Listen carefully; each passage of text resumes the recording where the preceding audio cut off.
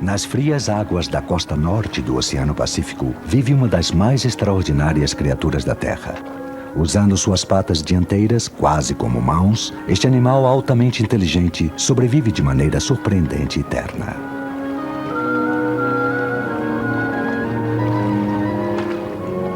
Esta é a lontra marinha.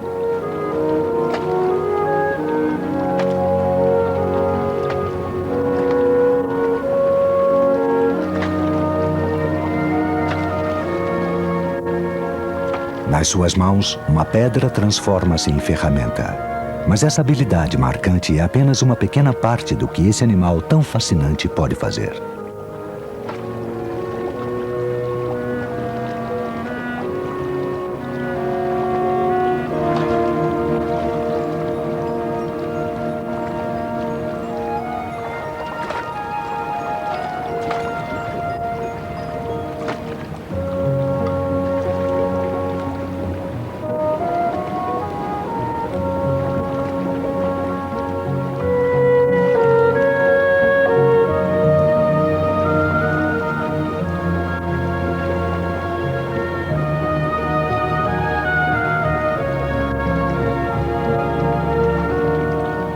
O oceano em que vivem é bonito, mas também pode ser escuro e traiçoeiro.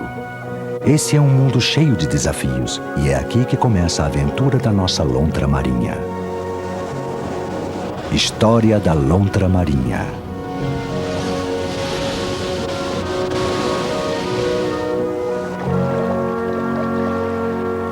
Houve um tempo em que a lontra marinha, bastante caçada, quase chegou à extinção. Agora, pequenos grupos ou até mesmo grandes populações de lontras marinhas podem ser vistas nas florestas de algas gigantes da Califórnia Central. Seus traços característicos podem ser observados mesmo quando estão descansando. Cada lontra parece escolher sua maneira própria de cochilar. Essa, por exemplo, parece muito confortável embrulhada nos pedaços de alga. Essa camada de folhas também abriga pequenos peixes que servirão de alimento à garça branca. Uma ave que não vai muito além das rochas, onde os leões marinhos e outros pinípedes tomam o seu banho de sol.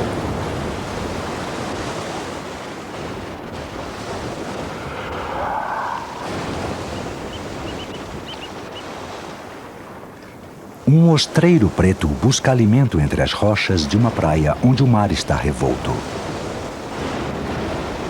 Esta é a costa de Big Sur. 160 quilômetros dessa costa constitui-se de reservas naturais da Califórnia. Uma densa e inacessível vegetação costeira contrasta com uma rodovia que sobe por esses caminhos. Nas águas profundas e frias, a lontra marinha remove seu pelo denso e aveludado. Sua pele é a mais densa entre a de todos os mamíferos. Possui mais pelo em 10 centímetros quadrados do seu corpo do que o que existe em um cão. Elas se coçam ordenando os pelos não só para se manterem limpas, mas também para eriçar a pelagem. Isso é o que mantém o seu corpo aquecido.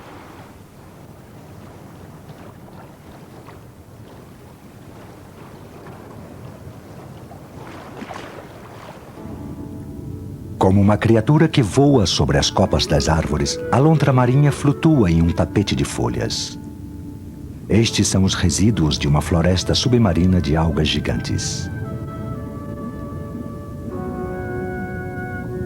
Algumas vezes, essas algas estão presas a 45 metros da superfície. A sua composição entrelaçada irrompe as águas em direção à luz, crescendo mais rápido do que qualquer outra planta do planeta. Este ambiente caótico também está repleto de vida.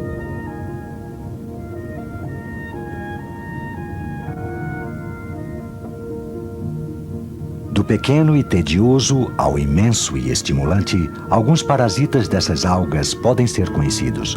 Outros, porém, parecem-nos criaturas de outro planeta. É nesse mundo sombrio que flutuam as lontras marinhas. Os adultos pesam entre 30 e 45 quilos, o menor entre os mamíferos marinhos do mundo. Elas evoluíram de animais terrestres que pareciam grandes martas.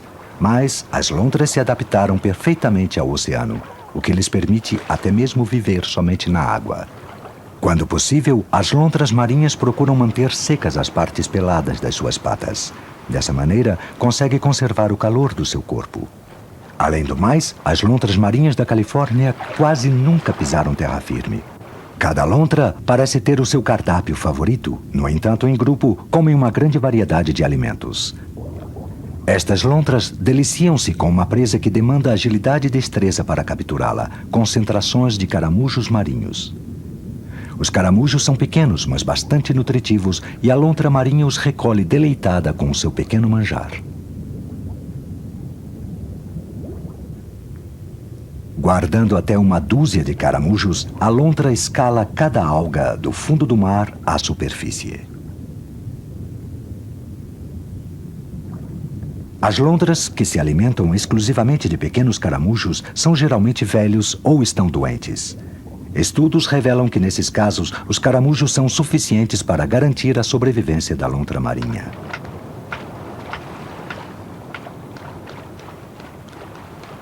Os caramujos são fáceis de encontrar, mas têm uma crosta muito dura de romper. As lontras encontraram uma solução engenhosa para esse problema. Utilizam as pedras como bigornas. As lontras apreciam os caramujos como nutritivos e deliciosos tiragostos. De fato, é um dos poucos animais que utilizam ferramentas naturais para a solução de problemas.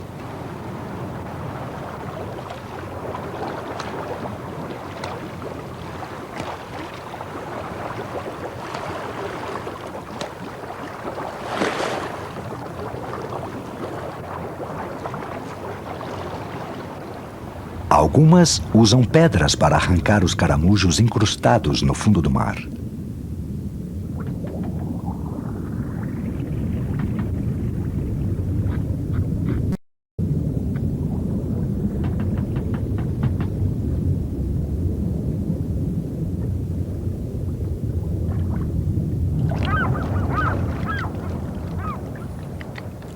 Uma gaivota se aproxima sem ser convidada, tentando conseguir os restos do alimento da lontra.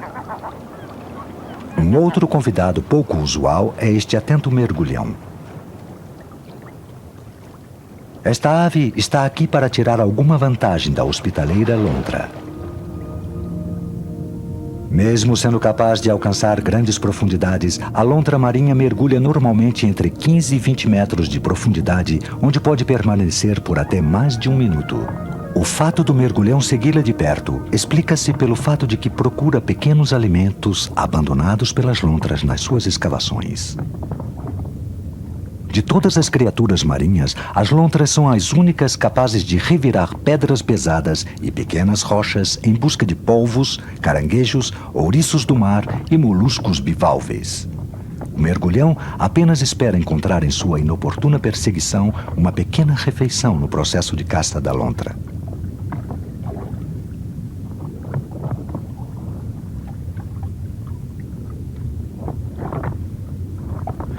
O mergulhão pode alcançar a lontra marinha em sua caça submarina, mas não consegue permanecer submerso por igual período. Sem fôlego, necessita voltar à superfície.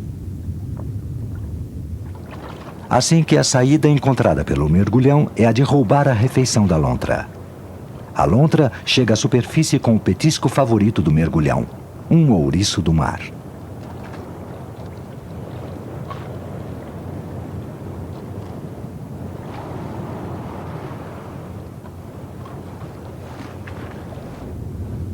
Os ouriços são apreciados não apenas pelas lontras, mas por muitos outros seres, incluindo os homens.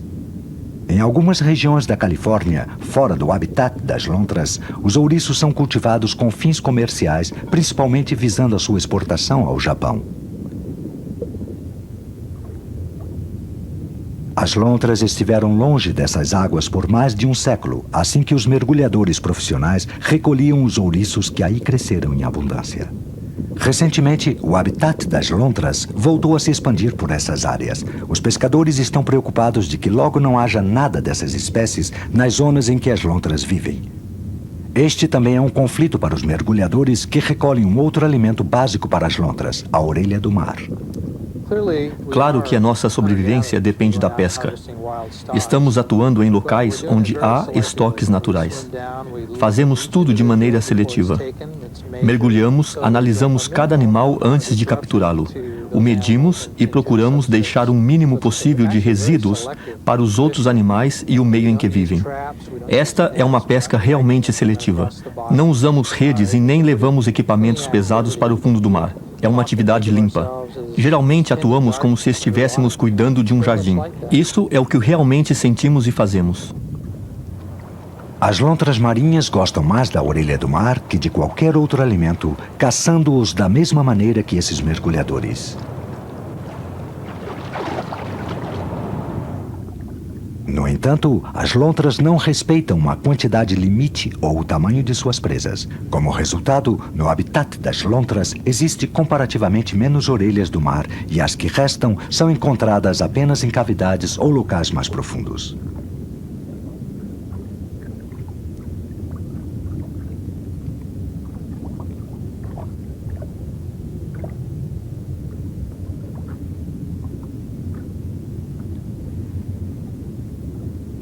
Nem todas as lontras marinhas possuem aptidão para encontrar menos orelhas do mar.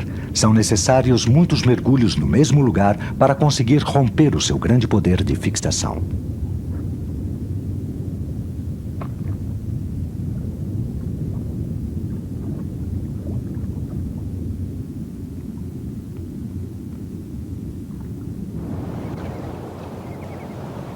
Uma grande orelha do mar recompensa um esforço extra. Afinal, uma lontra gasta muitas calorias para manter sua temperatura.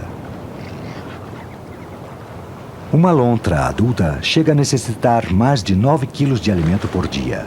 Um grande apetite, o que causa um impacto ainda maior no número de moluscos locais.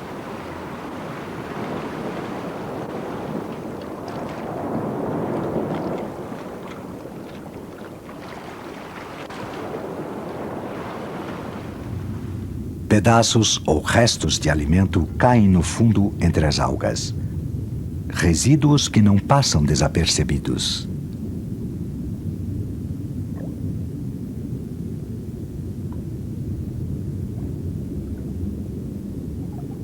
As lontras são exímios mergulhadores e podem alcançar até 90 metros de profundidade, permanecendo submersas por aproximadamente 4 minutos.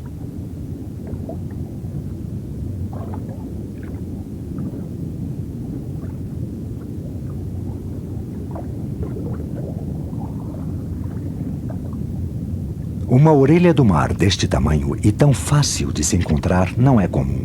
Assim que este é realmente um achado precioso.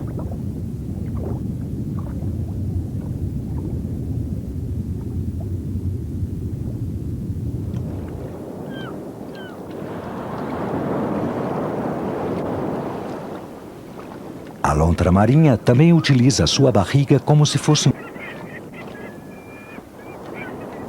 Tendo como plateia as gaivotas, esta lontra devora uma grande porção de orelha do mar, enquanto, com destreza, maneja a casca vazia sobre sua pança.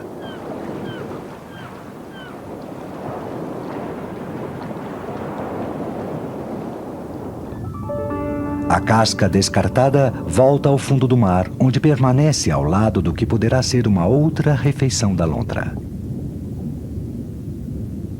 Uma concentração de orelhas do mar parece pronta para se reproduzir. Dos pequenos orifícios que perfuram a concha, a fêmea expele milhões de ovos, em que os machos descarregarão o seu sêmen.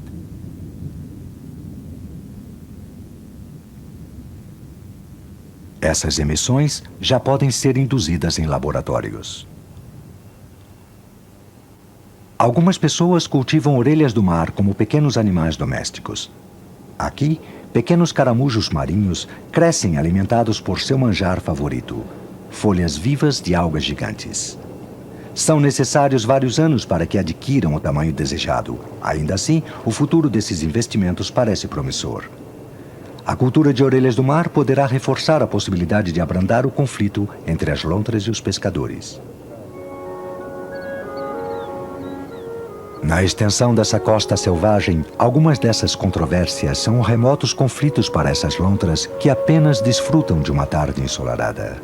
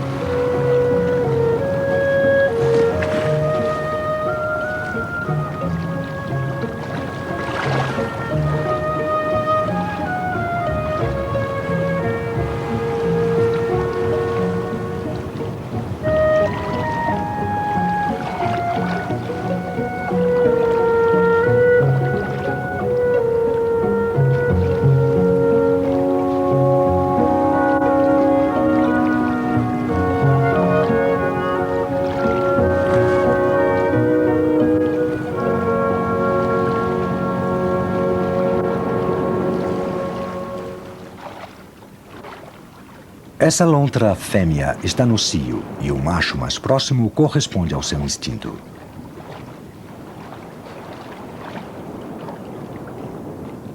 O cheiro da fêmea pode ser captado a mais de 1,5 km de distância.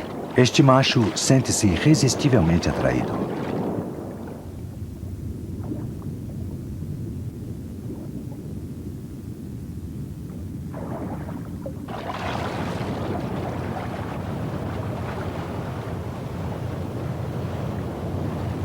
Começam uma relação agitada e intensa.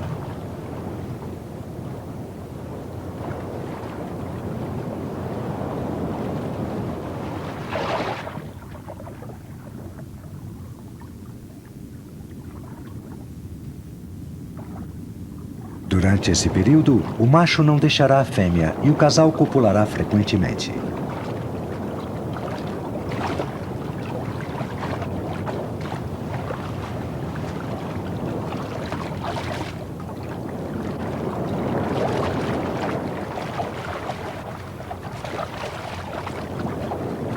Ocasionalmente, a atuação vigorosa dos machos, de tão exaustiva, pode levar sua parceira à morte.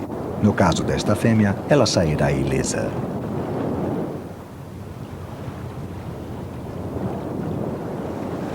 Dentro de 1 dia ou 2, o casal perderá o interesse mútuo. A fêmea procurará uma rocha protetora onde possa descansar sossegada e se recuperar.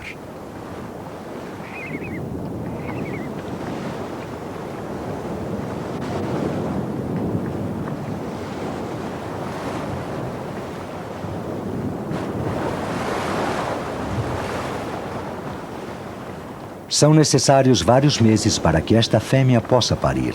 O macho não fará parte da criação do filhote.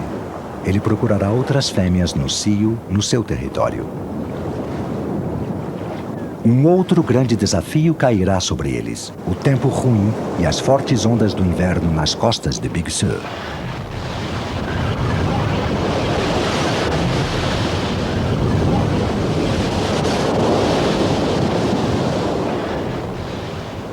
No entanto, no meio das mais turbulentas tempestades, a habilidosa lontra sobrevive.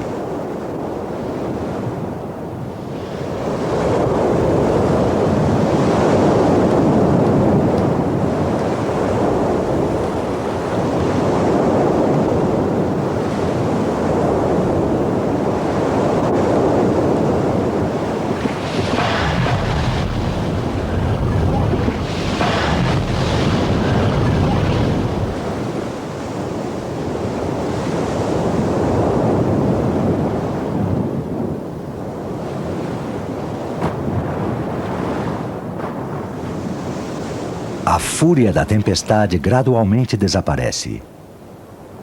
Em covas protegidas existem alguns sinais de vida.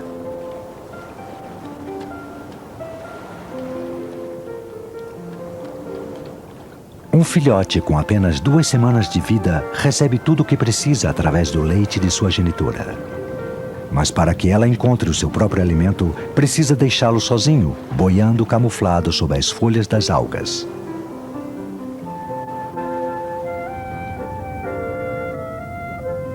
Durante a caça, ela irá ao fundo do mar, abaixo de onde está o filhote.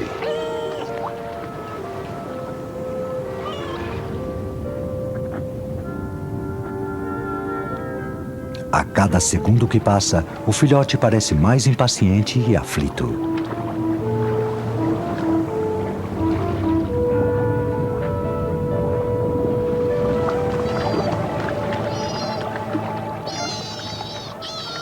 A genitora percebe que o filhote não está onde ela o havia deixado. Um gemido insistente a leva até ele.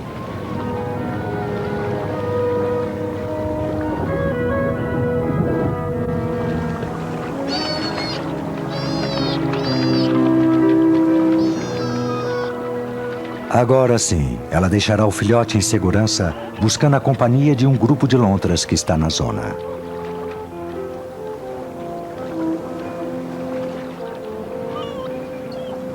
Nos próximos 9 meses, de acordo com o seu crescimento, o filhote será inseparável de sua genitora. Ela servirá de berço, o alimentará e principalmente o instruirá. Através da genitora, o filhote aprenderá a usar os seus instintos para sobreviver no mar.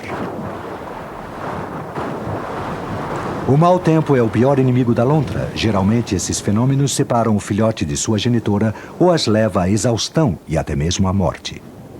Em poucas horas, o vento ou as ondas fortes podem acabar com a vida de um filhote.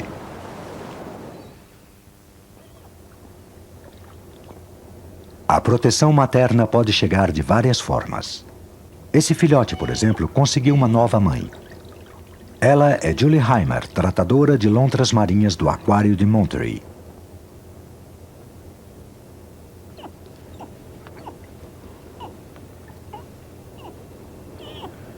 O filhote foi apelidado de Jody.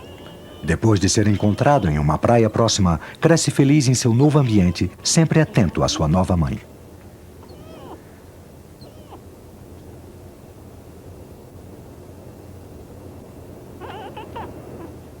Um filhote com 2 semanas de vida como este deve ser rigorosamente cuidado e ter uma programação exaustiva. Os filhotes normalmente aceitam os cuidados maternais de no máximo 2 pessoas. Existem poucas queixas sobre esta desgastante jornada. O filhote deve a sua vida a esse tratamento, mas o futuro dele depende de Julie Heimer. Jody, como outros órfãos, voltará algum dia ao mar.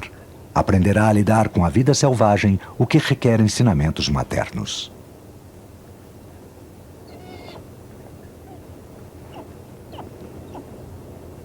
Muitas horas de treinamento serão necessárias para que Jody esteja independente em 8 meses. Enquanto isso, o filhote pode descansar no conforto oferecido por sua nova mãe.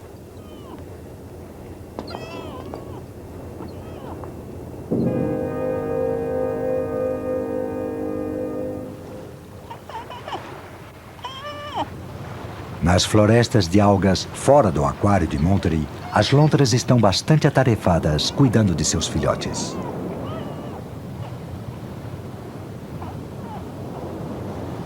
As lontras marinhas possuem poucos inimigos naturais. Até mesmo os tubarões e as baleias assassinas normalmente as deixam em paz.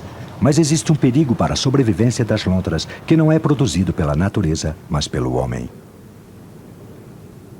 Apenas a 25 quilômetros ao sul dessa reserva, existe uma inconveniente lembrança de que a produção de petróleo é fundamental na economia da costa californiana.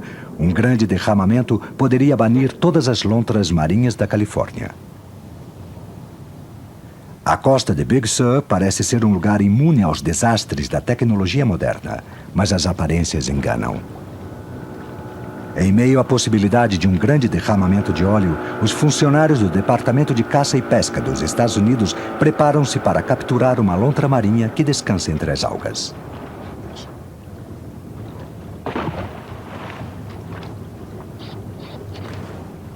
Os mergulhadores usam equipamentos especiais como motores submarinos e redes em forma de cesta. O excelente faro das lontras dificulta a aproximação. Ao invés de aparelhos convencionais de mergulhos, esses profissionais utilizam uma sofisticada unidade de respiração que não emite bolhas de ar, o que evita que as lontras fujam.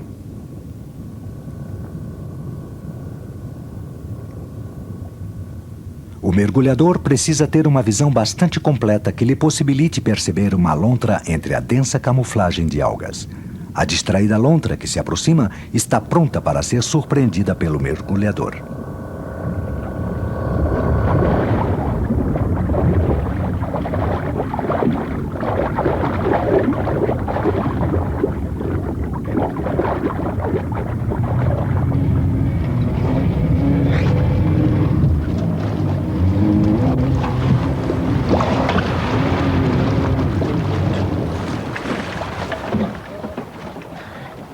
Fora da água, as lontras marinhas pesam mais ou menos 35 quilos.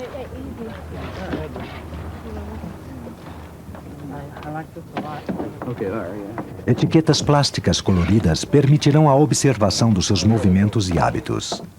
Este exemplar poderá ser estudado pelos próximos 15 anos.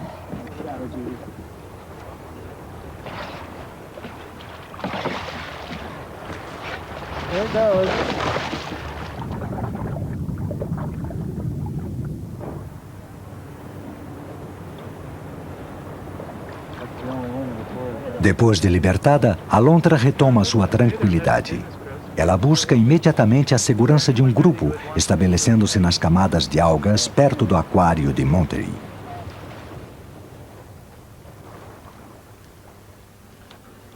Dentro do aquário, Marcy Travid desenvolve o trabalho de campo com Jody. Horas de cuidado diário serão necessárias para escovar a pelagem desses órfãos. O cenário é agradável, mas uma realidade sinistra antecede o seu programa de cuidado. O aquário teme que, algum dia, um grande derramamento possa assolar a Califórnia. Eles esperam que essa atividade de proteção às lontras também possa ajudá-las a lidar com uma possível catástrofe. Em março de 89, em uma das mais divulgadas calamidades ecológicas da década, milhares de telespectadores viram a Exxon Valdez derramar 10 milhões de barris de petróleo cru nas águas da costa sudeste do Alasca. Aquele foi um terrível desastre para a vida selvagem. Foram mortes incontáveis de aves e o primeiro derramamento que afetou as lontras marinhas do Oceano Pacífico.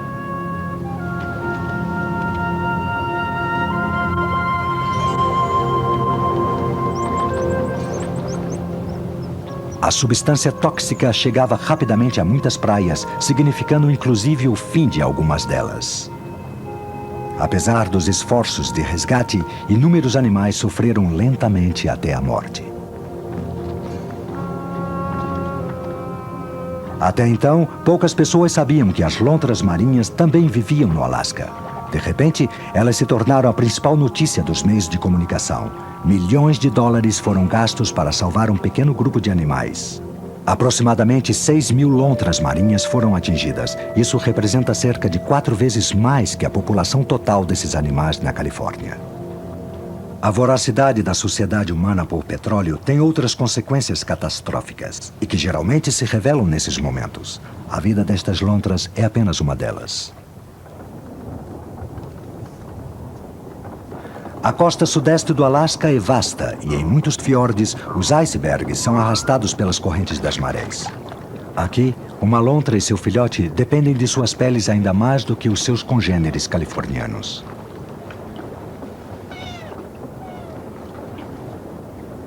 Um macho cruza o seu caminho em direção ao iceberg que está próximo.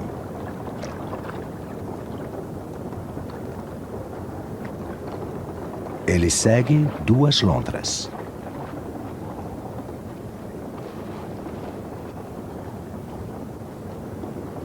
A genitora e seu filhote observam enquanto os machos brincam.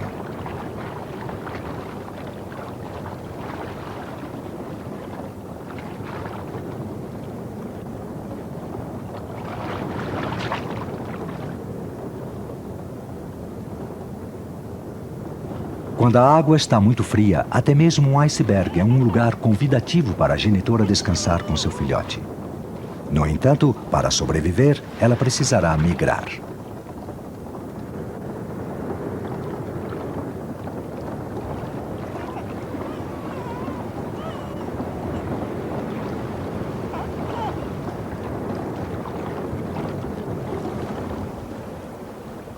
Em alto mar, as lontras marinhas agrupam-se.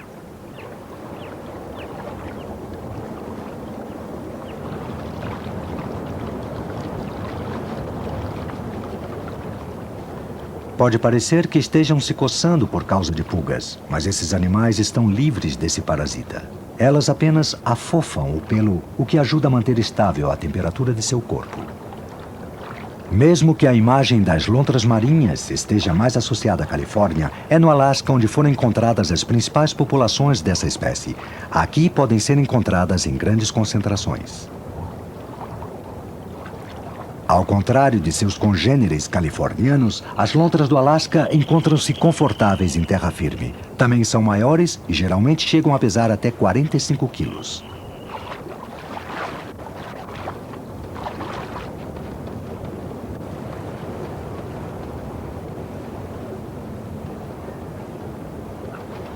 Depois de nadar um dia inteiro em águas quase congeladas, as lontras podem encontrar confortáveis as temperaturas daqui.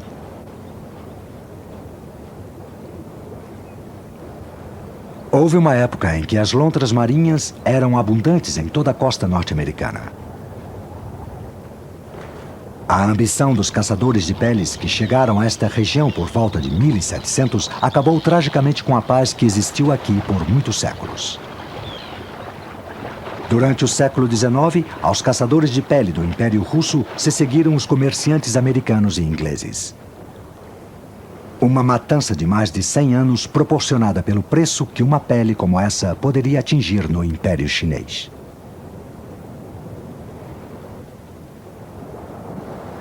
Em 1911, quando finalmente a caça comercial foi proibida por lei, restavam poucas lontras no Alasca. Essas, e as da Califórnia, são as sobreviventes de uma espécie que quase foi banida do continente americano.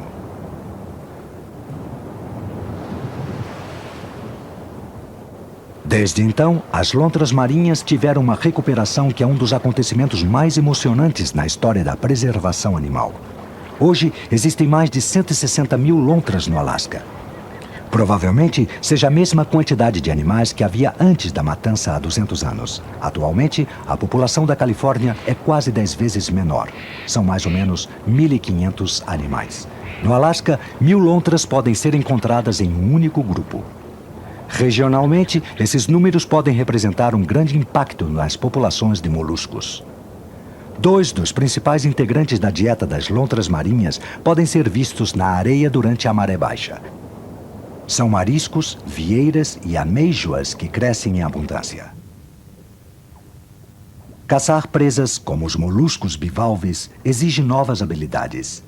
Nesse caso, as lontras marinhas entram na lama e quase desaparecem na cavidade criada.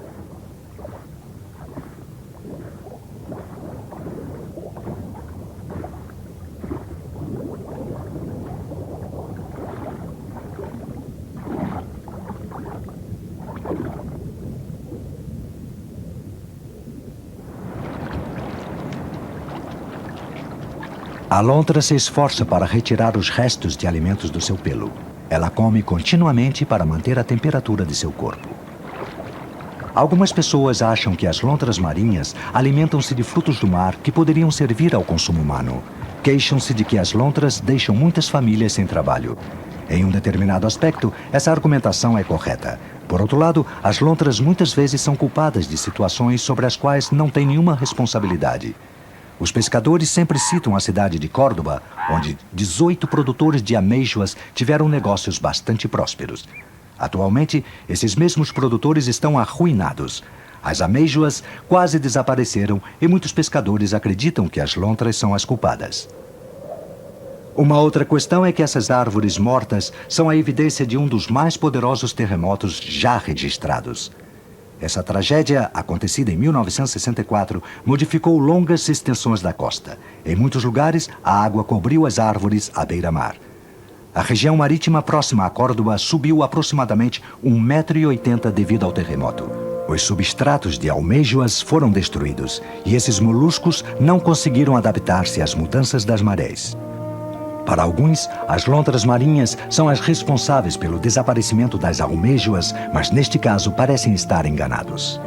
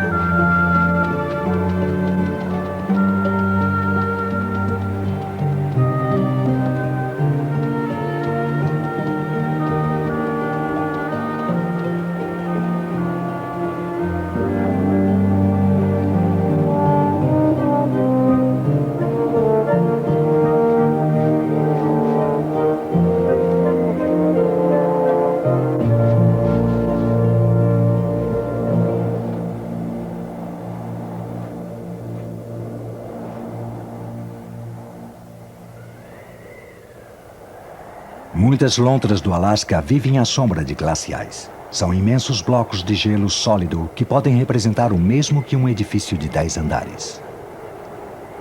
Durante séculos, essas massas impressionantes de gelo foram sendo desenhadas no mar. Essas gigantes paredes de gelo sucumbem aqui às irresistíveis forças da gravidade.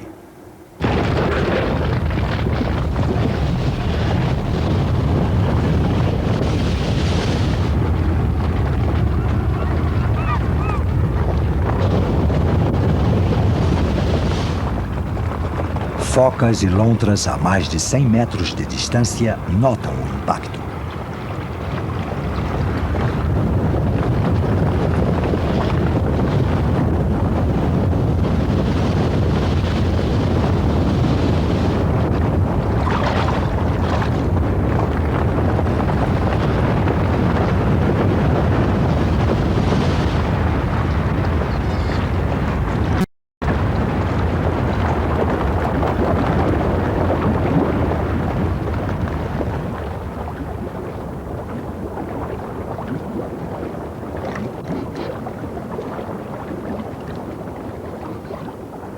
O choque das ondas chega a mais de 1 milha de distância, onde repousam esses pinípedes.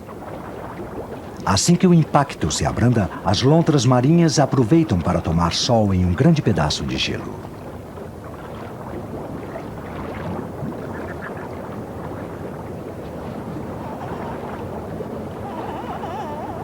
Ninguém aproveita melhor o tempo de calmaria do que as genitoras e seus filhotes. Os filhotes passam a maior parte do dia na barriga de sua genitora, ainda que estejam preparados para resistir à água gelada ou quase congelada. Na imensidão selvagem do Alasca, as lontras marinhas parecem poder desfrutar de uma vida tranquila e de um futuro seguro.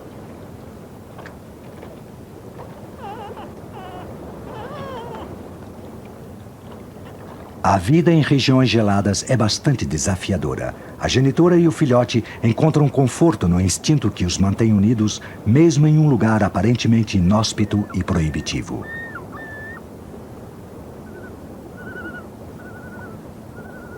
Na Califórnia, Jody, o filhote órfão, está sempre próximo da sua mãe adotiva. Um cubo de gelo deixa a lontra ocupada enquanto Julie escova o seu pelo. Esta é uma tarefa importante para manter um bom relacionamento entre o filhote e sua mãe adotiva. Ela explica que o simples fato de cuidar de um filhote já é bastante gratificante. Existe um contato bastante próximo quando você está trabalhando com o filhote. Ele será dependente de você assim que é preciso cuidar dele como a sua mãe o faria. São muitas as responsabilidades, afinal, você é a pessoa que pode deixá-lo alegre ou triste. Este é um trabalho que representa um grande aprendizado. As lontras não são como outros mamíferos marinhos. São bastante independentes, que é como deve ser. Você o está ensinando o tempo inteiro. É preciso saber imitar o comportamento da sua verdadeira genitora. A sua sobrevivência está baseada na maneira como você o está criando. A treinadora procura imitar os sons e os movimentos de uma lontra adulta.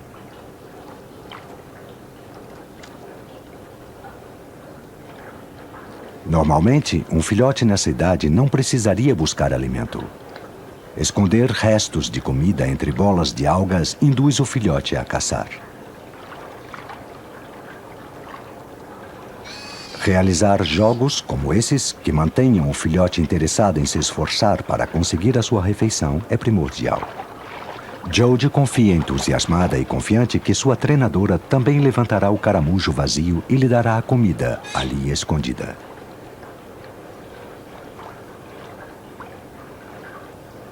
Graças à determinação de pessoas como Julie Hyman, este filhote está pronto para seguir o próximo passo antes de voltar para o seu ambiente natural.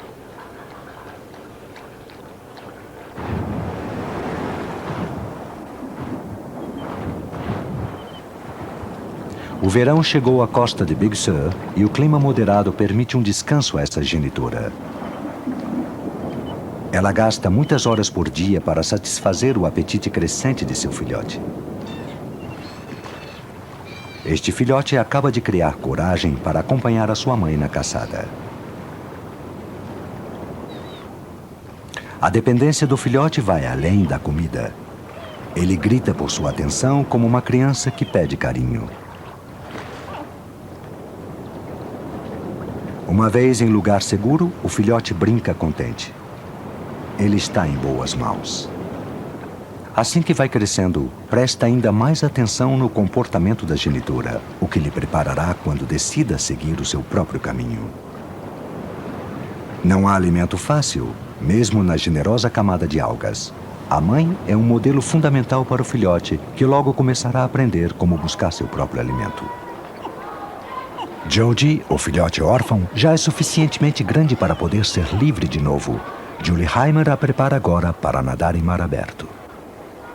A área protegida diante do aquário de Monterey é o lugar perfeito para introduzir Jody nesse mundo intimidador.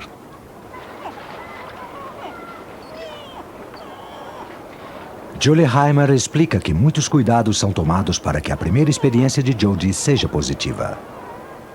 A primeira vez que você leva um filhote ao mar, geralmente é uma sessão bastante curta, porque ele ainda está nervoso. Jody não reconhece os cheiros ou esse ambiente. São muitas coisas novas que este pequeno filhote está vendo. Ela ainda está assustada. Nós a estamos levando pelo aquário, da enfermaria até a piscina, que fica sob essa escada. Nos sentamos em uma rocha e a colocamos no colo.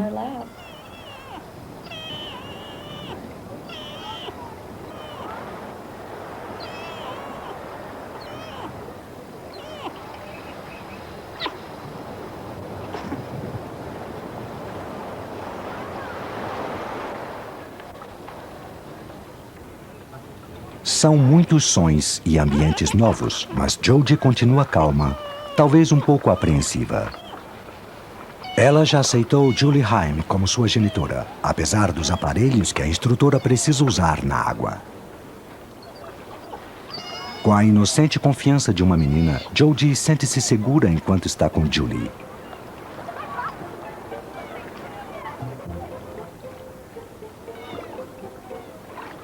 Elas flutuam juntas. Esta também é uma forma de criar integração dentro d'água. A instrutora imita uma saudação comum entre as lontras selvagens, soprando dentro da boca da pequena Jody.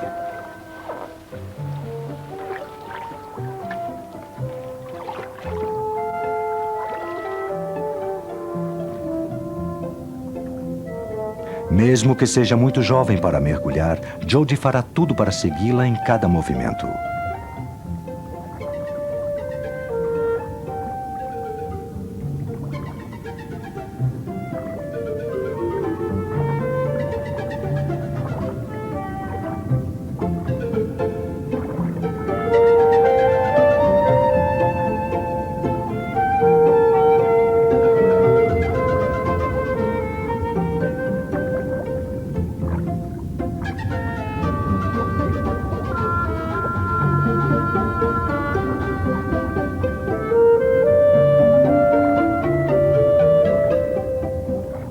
Ela também poderá contar com o apoio de Julie para chegar ao fundo.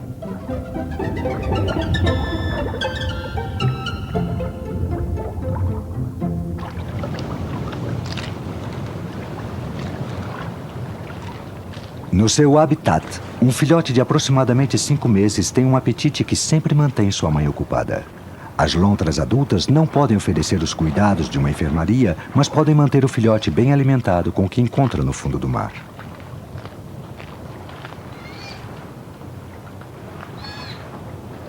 A sua capacidade de mergulhar está desenvolvida. Agora, o filhote é capaz de seguir a genitora e observá-la durante a caça.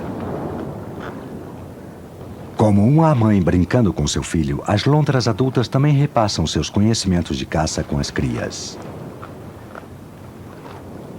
Um filhote crescerá caçando o mesmo que sua genitora. Este filhote, por exemplo, desenvolve o gosto por caranguejos.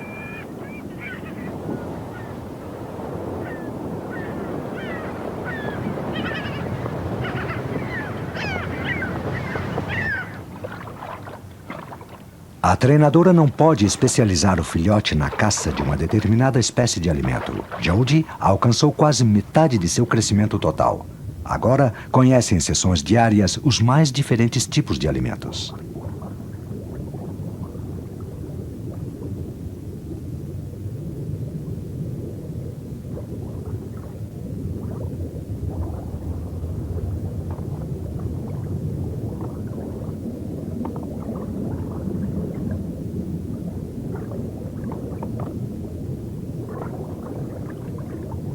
Incapaz de manter o seu fôlego, assim como a lontra, Julie Heimer retorna à superfície. Aqui, ela tentará aproveitar para ensinar um exercício simples de coleta de moluscos. Um filhote bem alimentado como este achará difícil empolgar-se com um alimento tão simples. Manter o interesse dos filhotes pode ser a parte mais difícil dessas sessões. Algumas vezes, pode até mesmo ser um aspecto frustrante no processo de treinamento. Esses filhotes se desenvolvem dia após dia. As suas habilidades aumentam com o nosso treinamento e por isso estão constantemente mudando e crescendo. Precisamos ter muito critério. Procuramos estar um passo à sua frente no sentido de lhes estimular e desenvolver.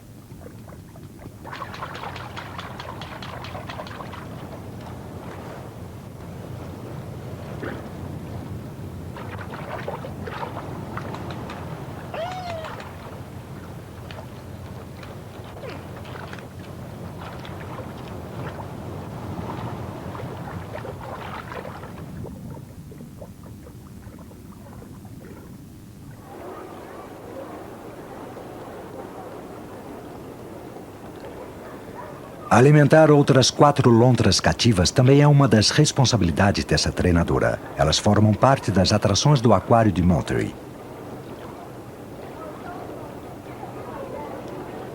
Essas lontras também são órfãs, mas apenas chegaram ao aquário com aproximadamente 6 meses de idade. Incapazes de aceitar uma mãe humana, elas jamais poderiam ser treinadas para retornar ao seu habitat natural. Agora deverão permanecer em cativeiro, do contrário, poderiam morrer em poucos dias. Em um tanque espaçoso, essas lontras parecem estar contentes como exemplares de preservação natural. Parece existir nelas alguma coisa que emociona a criança que existe dentro de cada um de nós.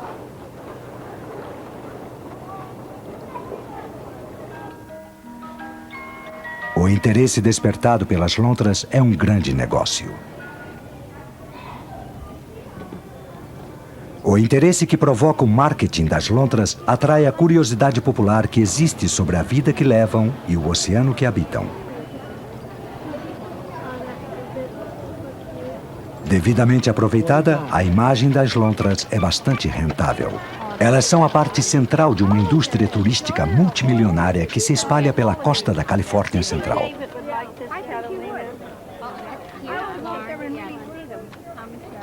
Em Monterey, as lontras transformaram-se em estrelas e até servem de mascote para um restaurante local de comida japonesa. Aqui, bandejas de cerâmica em forma de lontras marinhas são utilizadas para entregar os pedidos, enquanto uma concha de almeijoas transforma-se em prato. Aparentemente, não apenas os filhotes de lontras precisam de ajuda quando estão comendo. A preparação pode ser diferente, mas os frutos do mar servidos aqui são exatamente os mesmos que formam o cardápio da lontra.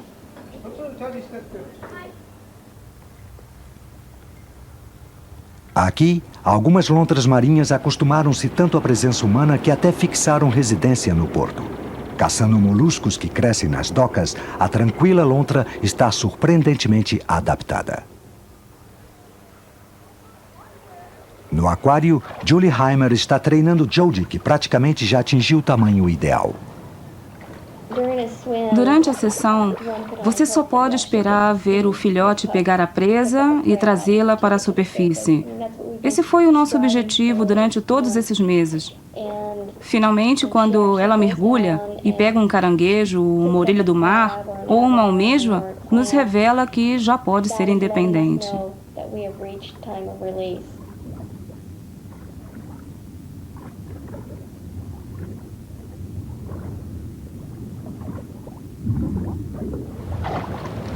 Jodie foi aprovada em seus testes de sobrevivência. Agora já está pronta.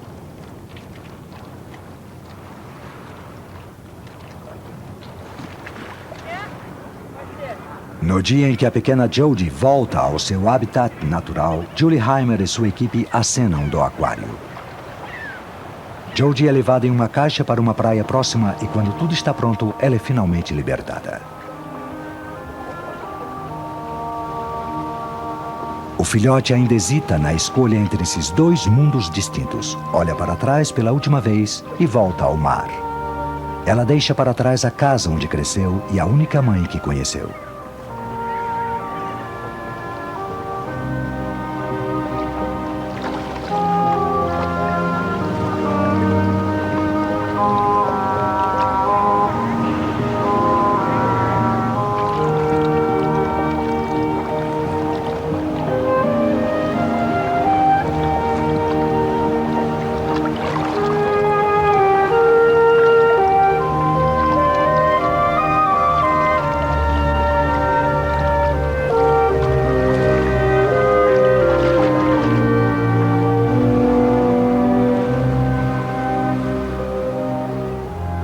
O que o futuro preparou para Jodie agora que ela está sozinha?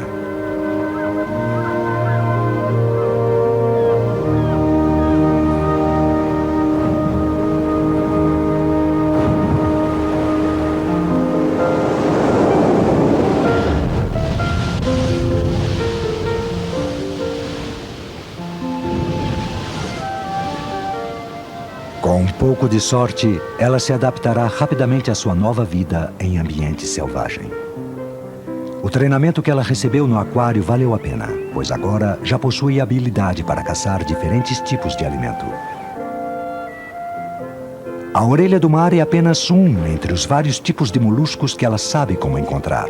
Logo, um desafio maior do que sua própria alimentação será parte de seu cotidiano.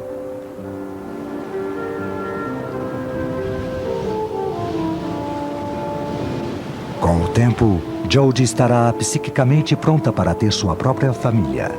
Será que o treinamento recebido de uma genitora humana foi suficiente para prepará-la para ser mãe? Este macho é atraído por Jodie. Este encontro poderá marcar o início de uma nova etapa na história de Jodie. Algum dia, ela passará aos seus filhotes o cuidado e o treinamento que recebeu de uma mãe humana. Para Jodie, esta talvez seja a melhor parte de uma história que está apenas começando.